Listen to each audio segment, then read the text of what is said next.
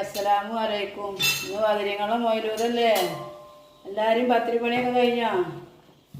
ഞങ്ങളിപ്പോ പൊടി വാട്ടാൻ നിൽക്കണുള്ളൂ. നിങ്ങളൊക്കെ കഴിഞ്ഞോ?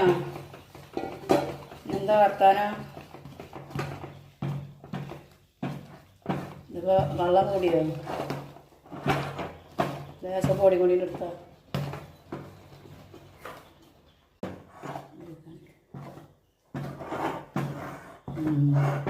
അതെന്നാ പത്തിരി പണി തുടങ്ങട്ടെ വെച്ചിട്ടാ. ഞങ്ങളുടെ ഇവിടെ മൊയിലൂത് 12 മണിക്ക് തുടങ്ങും. ഇത്രയുള്ള 6 നിസ്കാരം കഴിഞ്ഞാൽ മൊയിലൂത് തുടങ്ങും.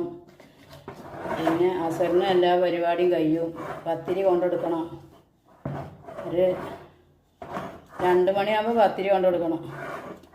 പത്തിരി പണി നല്ല പണിയൊക്കെ തന്നെയാണ്, പറഞ്ഞിട്ട് കാര്യമല്ല. കാലം കൊണ്ട് നിൽക്കാൻ വയ്യല്ലോ. അത് കാരണം കുഴച്ചുണ്ടാക്കി പത്തിരി ആണ്ട് അവർക്ക് ഒരു 25 പത്തിരി കൊടുക്കണം പള്ളിയിൽ. എപ്പോഴും ഇല്ലല്ലോ. അത് ബാക്കി ഞമ്മക്കും ഇവിടുന്ന് പത്തിരി കണ്ട് കൊണ്ടുപോയാൽ പൈസയും കൊണ്ടുപോയാൽ 500 1000 നമുക്ക് കഴിവിനനുസരിച്ച് കൊടുക്കുക. അത് കൊടുത്താൽ അവരവിടുന്ന് ഇങ്ങോട്ട് കുറച്ച് പത്തിരി, തോനെ ഇറച്ചിയൊന്നും ഉണ്ടാവില്ല, അവരെ കയ്യിൽ ചാറും ഇറച്ചിയും കൂടി തരും. അതിന് പള്ളിക്കാലത്തെ മൊയിലൂതല്ലേ, നമുക്ക് കൊല്ലത്തിൽ ഒരുക്കുള്ളതല്ലേ. ഇനി അല്ലാത്തതെങ്കിൽ ആയുസ് ആവതും ആരോഗ്യം ഉണ്ടെങ്കിൽ മരിക്കാത്തവർക്ക് അടുത്ത കൊല്ലം. ഇപ്പോൾ മരണമൊക്കെ പിടിപിടിപിടേനല്ലേ. അള്ളാഹു കാക്കട്ടെ എല്ലാവരെയും തൊട്ടിട്ട്. എന്നാൽ ശരി മക്കളെ, അസ്സലാമു അലൈക്കും. പത്തിരി ചൂടുക.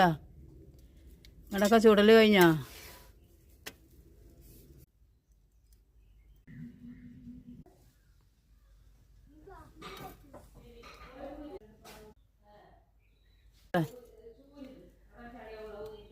പള്ളിക്കലിക്ക് പത്തിരി ഉണ്ടാക്കുക. ഞങ്ങളുടെ പത്തിരി പണി കഴിഞ്ഞു. പള്ളിക്കലിക്ക് പത്തിരി ഉണ്ടാക്കുക. സെഞ്ചിയിലാക്കിയിട്ട് ഒരു പാത്രം വെച്ചെടുത്താൽ പിന്നെ അവിടുന്ന് ചാറും ഇറച്ചിയും കൂടി കിട്ടും. ഈ പിന്നെ കായ് കൊടുക്കുക. ഈ നമ്പറും കൊടുക്കുക. 500 റുപ്യ കേട്ടോ. ഇതാ ഈ നമ്പർ ഇപ്പോൾ കൊടുക്കാൻ പറഞ്ഞിരിക്കണം കേട്ടോ.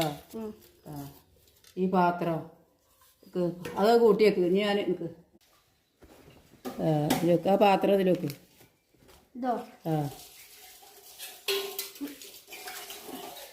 ഇനി അവർ ചോദിക്കൂ എത്ര പത്തിരി ഉണ്ട് ചോദിക്കൂ. അപ്പോൾ 25 പത്തിരി ഉണ്ട്, 500 ഉറുപ്പ്യ ഉണ്ട്. അത് പറയാം. അപ്പപ്പാടെ പേര് പറയാ, എന്നിട്ട് കൊടുക്കുക കേട്ടോ. ഇത് കളയാതെ കൊണ്ടുവരാം കേട്ടോ. എന്നാ ബിസ്മില്ലാഹിർ റഹ്മാനിർ റഹീം.